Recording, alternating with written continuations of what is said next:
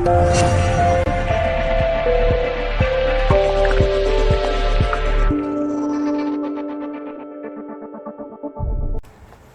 up guys, this is Govind Kumar and welcome back to mathematic with Govind Kumar. और जैसा कि आप देख रहे हैं स्क्रीन पर, आज हम लोग बात करने वाले हैं important questions on equivalence class. और इक्विवेलेंस क्लास के वो इंपॉर्टेंट क्वेश्चंस आज हम लोग सॉल्व करेंगे जो आपके सीबीएसई बोर्ड में अभी तक आ चुके हैं या फिर बहुत ही ज़्यादा इंपॉर्टेंट क्वेश्चंस हैं। तो चलिए स्टार्ट करते हैं। तो जैसा कि आपको स्क्रीन पर दिख रहा है, एक क्वेश्चन है जिसमें हम लोगों ने लिख के रखा है if a is equal to 1 2 3 4 5 6 2 9 and R be an equivalence relation. R एक इक्विवेलेंस रिलेशन है इन a मतलब हमारे सेट में। Define as r is equal to A B related to C D. A B C D से related है। If a plus D, यानी कि ये वाली वैल्यू और ये वाली वैल्यू दोनों को ऐड कर दिया, यानी कॉर्नर वाली दोनों वैल्यू को ऐड कर दिया a plus D and b plus C. b को यानी कि दो पास वाली चीज़ों को ऐड कर दिया, b प्लस सी हो गया। आगे बोलता है ए बी और सी डी, यानी ए बी और सी डी दोनों बिलोंग करते हैं r को। फिर आगे बोलता है कि ऑफ्टेन इक्विवेलेंस क्लास ऑफ 2 5 की इक्विवेलेंस क्लास हमें बताना है। तो इससे पहले हम लोग 2 + 5 की इक्विवेलेंस क्लास निकालें, हम लोग पहले पता कर लेते हैं कि ये बोलना क्या चाह रहा है। ये बोलना चाह रहा है, अगर हम क्वेश्चन के सार को समझें तो अगर आपके लिए a और b और c और d ये कंप्लीट एक ऑर्डर्ड पेयर है, ये कंप्लीट एक ऑर्डर्ड पेयर है, ये और ये अलग पेयर है और ये अलग पेयर है। लेकिन अगर ये इन दोनों के बीच में कोई रिलेशन r है तो उसका मतलब ये है कि ये दोनों जो एंड पॉइंट है ना a and d, a plus D का सम, स्टार्टिंग के दोनों पॉइंट यानी ये एंड और ये वाला एंड, ठीक है, यानी कि बीच वाले दोनों टर्म के सम के इक्वल होना चाहिए, यानी कि b प्लस सी के इक्वल होना चाहिए। ये तो हुई क्वेश्चन की बात। अब हम इनको निकालेंगे कैसे। तो उसने बोला है कि आपको एक क्लास चाहिए, यानी इक्विवेलेंस क्लास चाहिए 2 एंड 5 के लिए, यानी ये किस किस एलिमेंट से रिलेट होगा। तो पहली बात तो ये है कि हम लोग हमेशा जब भी रिलेशन देखते हैं तो अगर हम लोग बोलते हैं इक्विवेलेंस क्लास ऑफ ए चाहिए हमें, तो हम लोग ए को ऐसे डिफाइन करते हैं कि वो एलिमेंट हमारे पास में कुछ एक्स टाइप में होता है और x is such that x is an element of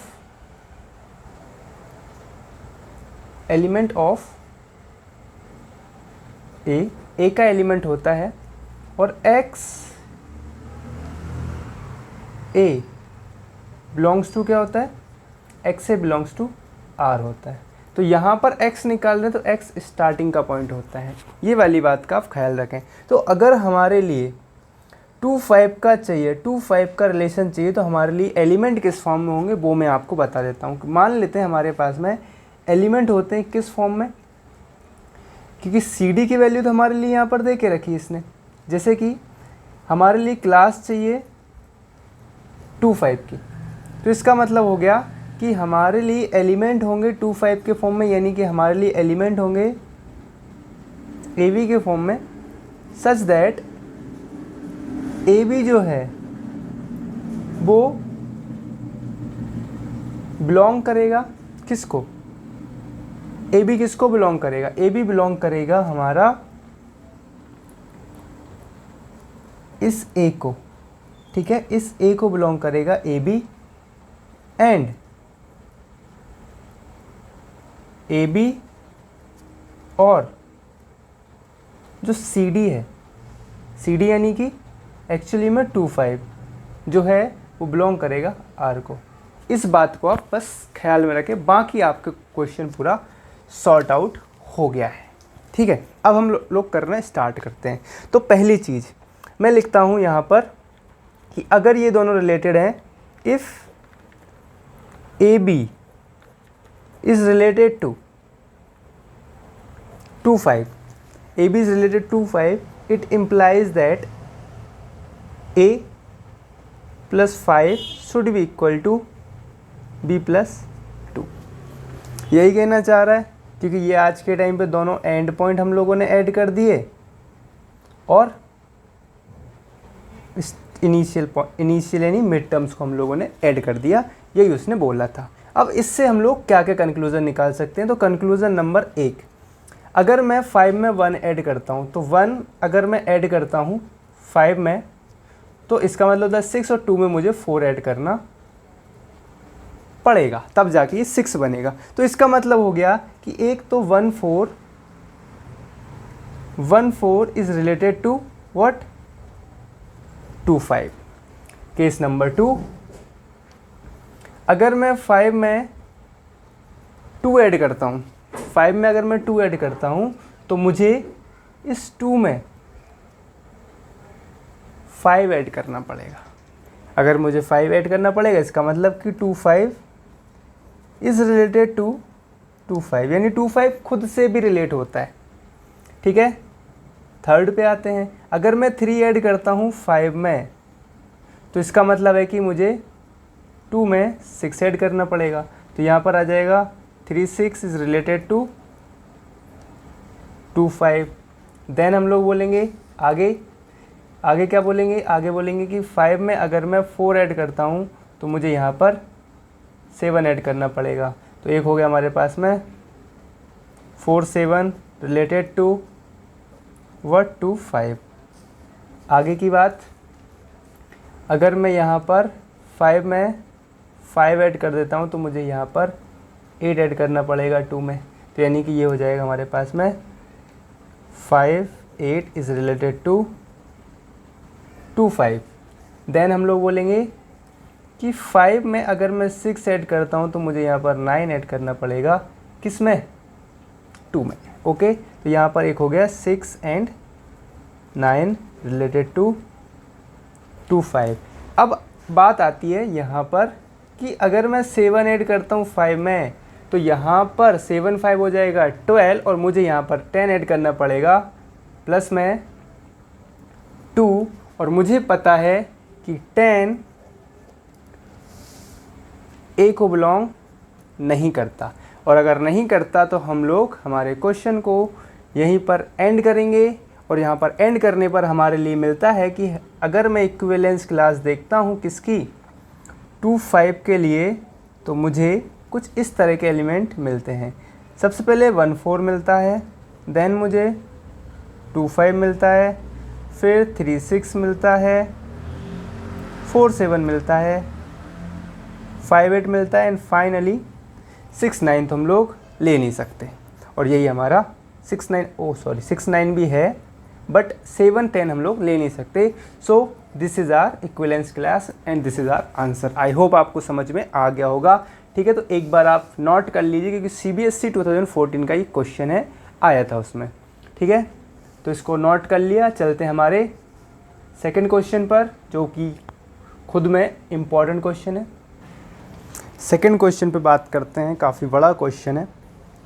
so that the relation R in set A is equal to 1 2 3 4 5 6 7 given by R is equal to AB इस तरह से डिफाइन है कि बोथ या तो AB दोनों इवन है या फिर दोनों ऑड हैं, इज एन इक्विवेलेंस रिलेशन। तो पहला तो आपको इक्विवेलेंस रिलेशन शो करना है। ठीक है, also so that all element of 1 3 5 7 are related to each other, यानी कि 1 3 5 7 आपस में रिलेटेड हैं, बट और 2 4 6 भी आपस में रिलेटेड हैं, are related to each other, but no element of 1 3 5 7, यानी कि 1 3 5 7 का कोई भी element is related to any element of 2 4 6, यानी 1 3 5 7 का कोई भी एलिमेंट 2 4 6 से रिलेटेड नहीं है।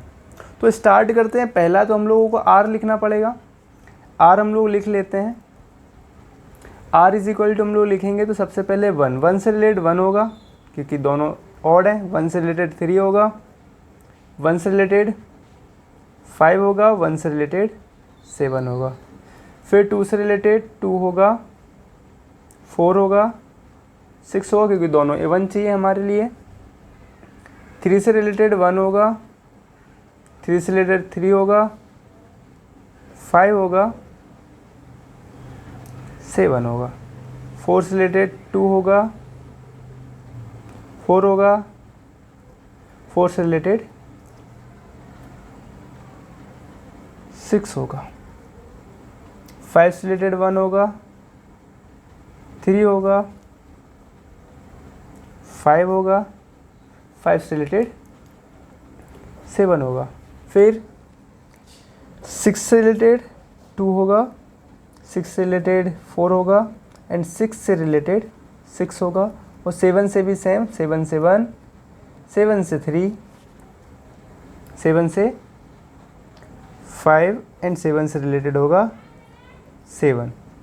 अब हमको क्लियरली दिखाई दे रहा है कि ये जो सेट है वो A क्रॉस A है, ठीक है।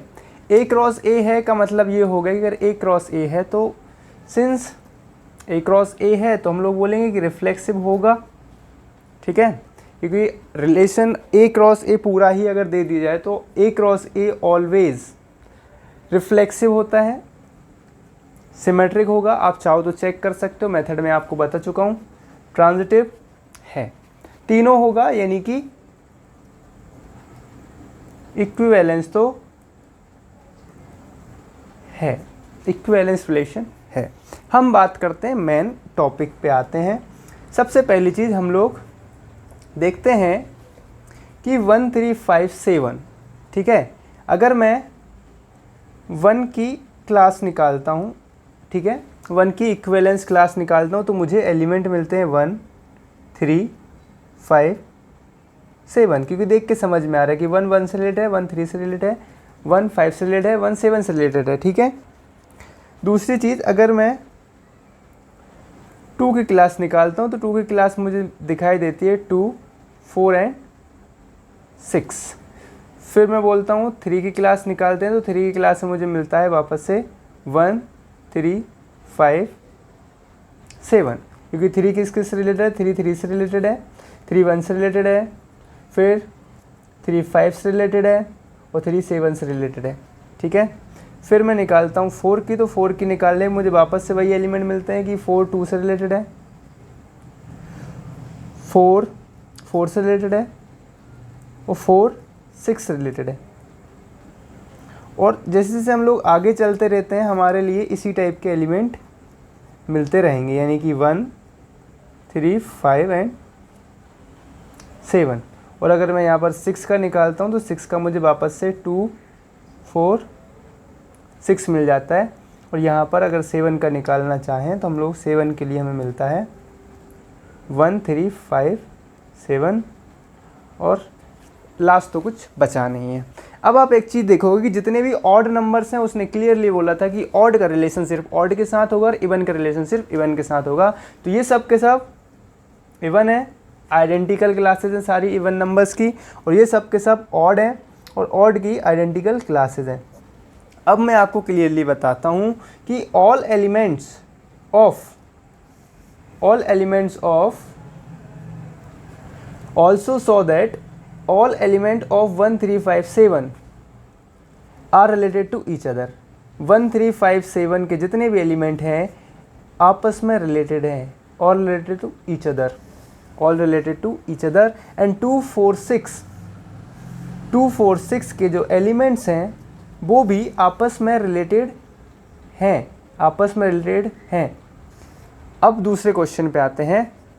But no element of 1 3 5 7, no element of 1 3 5 7 related to any element of 2 4 6। और यहाँ क्लियरली दिखाई दे रहा है कि इनमें से किसी भी क्लास के इसका और इसका अगर मैं इंटरसेक्शन निकालता हूँ तो इंटरसेक्शन निकालने पे मुझे 5 मिलेगा, मतलब रिलेटेड नहीं है। तो दिस इज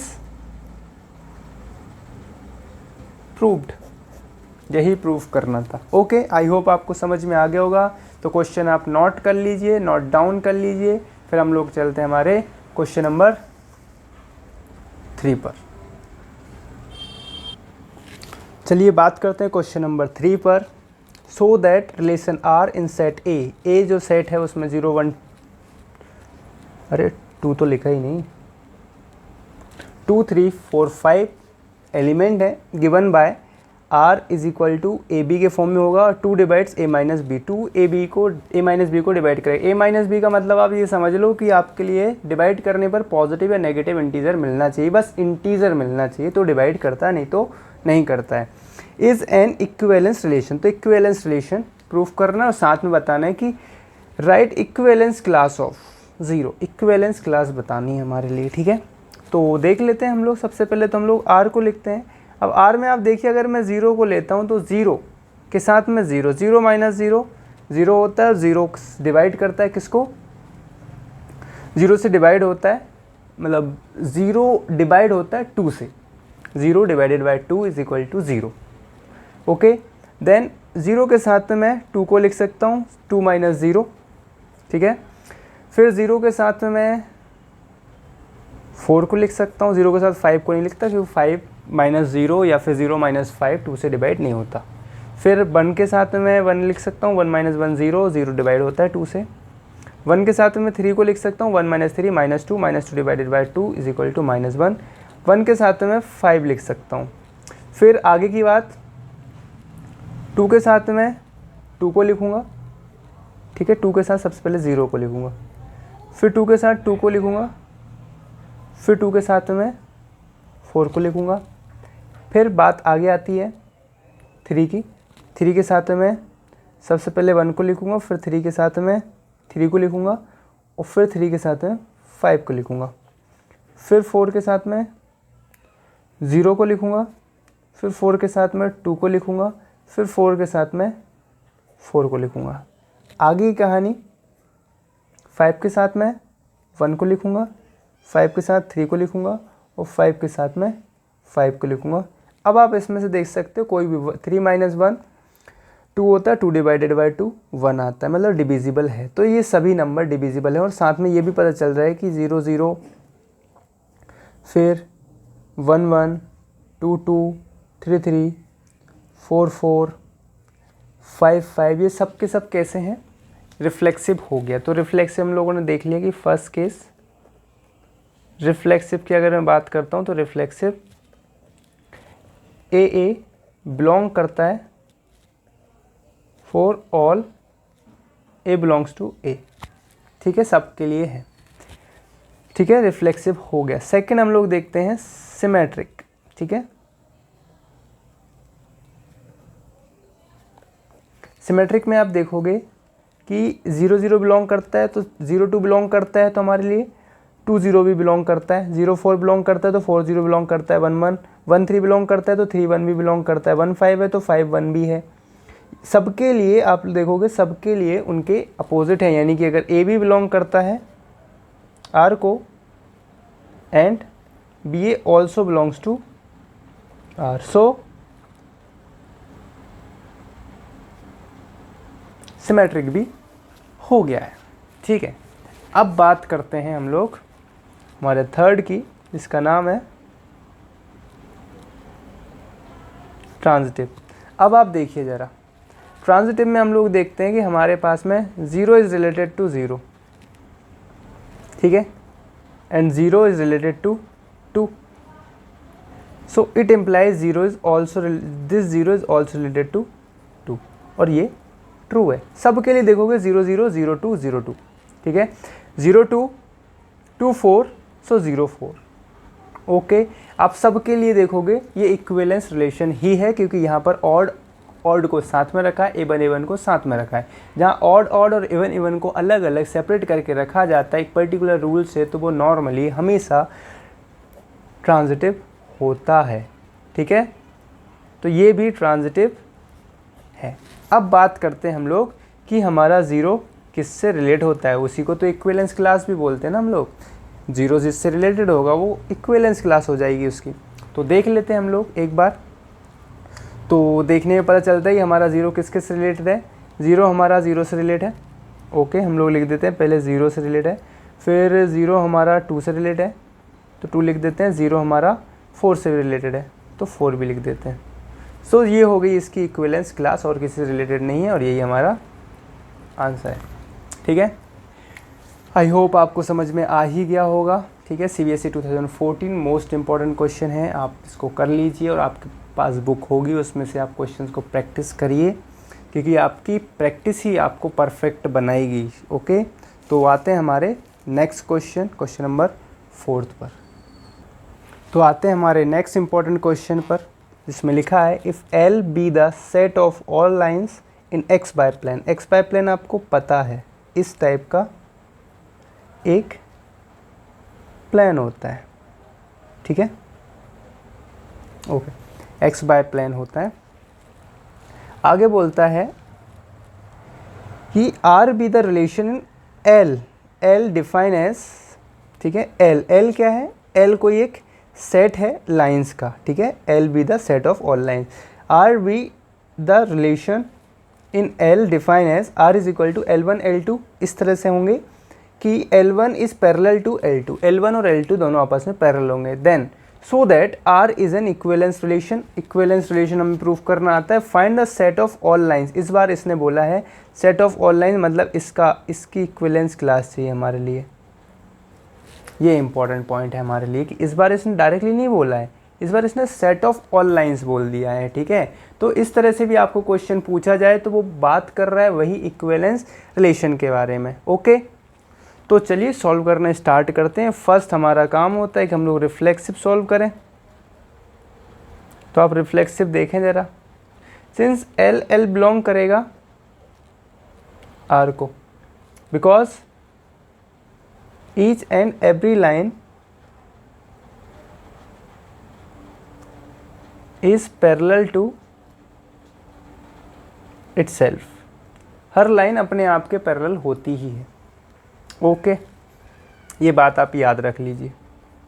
दूसरा पॉइंट देखते हैं, सिमेट्रिक। सिमेट्रिक में आपको क्या समझ में आएगा, L1 L2 मीनिंग क्या हुआ, बिलोंग करते हैं R को, इसका मतलब हो गया कि L1 is parallel to L2, और इसी बात को मैं घुमा के लिख देता हूँ कि L2 is parallel to L1, then ये क्या बोलेगा कि L2 L1 also belongs to R, then so symmetric हो गया, ओके, सिमेट्रिक भी हो गया। फिर आगे क्या बोलता है, आगे बोलता है थर्ड, आप बताओ क्या, थर्ड हम लोग बताते हैं दरअसल इसको ट्रांजिटिव। जब हम लोग ट्रांजिटिव की बात करेंगे तो ट्रांजिटिव में आप देखोगे कि L1 is related to L2 and L2 is related to L3, it means to say L1 is parallel to L2 and L2 is parallel to L3। So finally दोनों इसके पैरेलल ये, इसके पैरेलल ये, मतलब ये दोनों आपस में पैरेलल हो गए ना।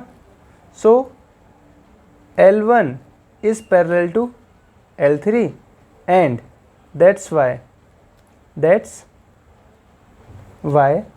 L1 L3 बिलोंग कर गया R को। अब बात करते हैं हम लोग, ये तो इक्विवेलेंस तो हो गया, इक्विवेलेंस हमने प्रूफ कर दिया क्योंकि तीनों हो गया, वो रिफ्लेक्सिव, सिमेट्रिक और ट्रांजिटिव। बात करते हैं वो सेट ऑफ लाइंस। तो सेट ऑफ लाइंस के लिए सबसे पहले हम लोग बनाते हैं एक लाइन जो 2x + 4 के लिए हो। सपोज वो इस तरह की कोई एक लाइन है, ये 2x + 4, इसको हम लोग कंपेयर करते हैं ज़रा y = mx + c से। तो आपको दिखाई दे रहा है कि y तो अपनी जगह पर है, m की वैल्यू हमारे पास में है 2 और यहाँ पर c = 4। अब इसके पैरेलल में कोई भी लाइन बनाऊंगा तो आपको पता है इसके पैरेलल जितनी भी लाइंस जाएंगी ना, उन सब का c तो चेंज होगा, उन सब का c चेंज होगा। यानी कि यहाँ पर ये c किसकी लेंथ होती है, इसकी लेंथ यहाँ अलग है, यहाँ अलग होगी, यहाँ पर अलग हो जाएगी, c तो बदलेगा लेकिन क्या नहीं बदल रहा, ये m की वैल्यू। तो ये हो गया y = mx + c के हिसाब से, ये हो गया y = 2x + c, हमें पता नहीं है, ये हो गया। इसके लिए मैं लिखूँगा कि ये है y = 2x + ये c1 मान लो, इसको c2 मान लो। यानी कि जो हम लोग इक्विवेलेंस रिलेशन लिख रहे हैं उसके हिसाब से जो इक्विवेलेंस क्लास आएगी किसकी, y = 2x + 4 के लिए, वो हम लोग लिखेंगे कि इक्विवेलेंस क्लास होगी इसकी all the set of lines satisfying y = 2x + c, और c हमारा एक वेरिएबल है, यानी कि लेंथ ऑफ इंटरसेप्ट है जो कि चेंज होगा अकॉर्डिंग टू लाइन। ये नीचे भी हो सकती हैं लाइंस और ऊपर भी जा सकती हैं। तो इन सब का जो रिलेशन है वो पैरेलल है, इसलिए सारी की सारी लाइन जो पैरेलल होंगी उनको हम लोग बोलेंगे कि y is equal to 2x plus c. Okay, so this is all about today's video. तो आप इसको प्रैक्टिस करिए क्वेश्चंस, और इसके साथ में हम लोगों ने 12th क्लास का सेकंड चैप्टर यानी कि रिलेशन, फर्स्ट चैप्टर रिलेशन ख़त्म कर लिया है। एक 11th का करा था हम लोगों ने। और इसी के साथ मैं आपसे कहना चाहूँगा कि आपके पास में जो भी बुक्स हैं उनके सारे क्वेश्चंस आप करके देख लीजिए। कोई सा क्वेश्चन नहीं बन रहा है तो वीडियो को दोबारा देखिए, नहीं समझ में आ रहा है तो एक बार मुझे कमेंट करके बता दीजिए। मैं इंस्टाग्राम पर भी हूँ आपके लिए, आप वहाँ पर आइए, वहाँ पर पूछिए। कोई क्वायरी हो तो अगर आपको कोई सा नहीं समझ में आया तो मैं कुछ और क्वेश्चंस लेके दोबारा एक और नई वीडियो बना दूँगा आपके लिए। बट आप पढ़िए, ठीक है। आपके पढ़ना मेन प्रायोरिटी है, आपको क्वेश्चन समझ में आना मेन प्रायोरिटी है। इसके बाद एक फ़न फैक्ट आएगा रिलेशन के बारे में, जिसमें कुछ ऐसे पॉइंट्स होंगे जो आपके लिए नए तो नहीं होंगे लेकिन नए से कम भी नहीं होंगे। सो वेट कीजिए, कल तक शायद वो वीडियो भी आ जाएगा आपके लिए। So that's all for today. अगर आपने चैनल को सब्सक्राइब नहीं किया है तो कर लीजिए, क्योंकि अब हम लोग रेगुलरली चलेंगे। इसके बाद मैं स्टार्ट करने वाला हूँ फंक्शन चैप्टर, जिसके बारे में हम लोग डीप स्टडी करेंगे। So thank you so much.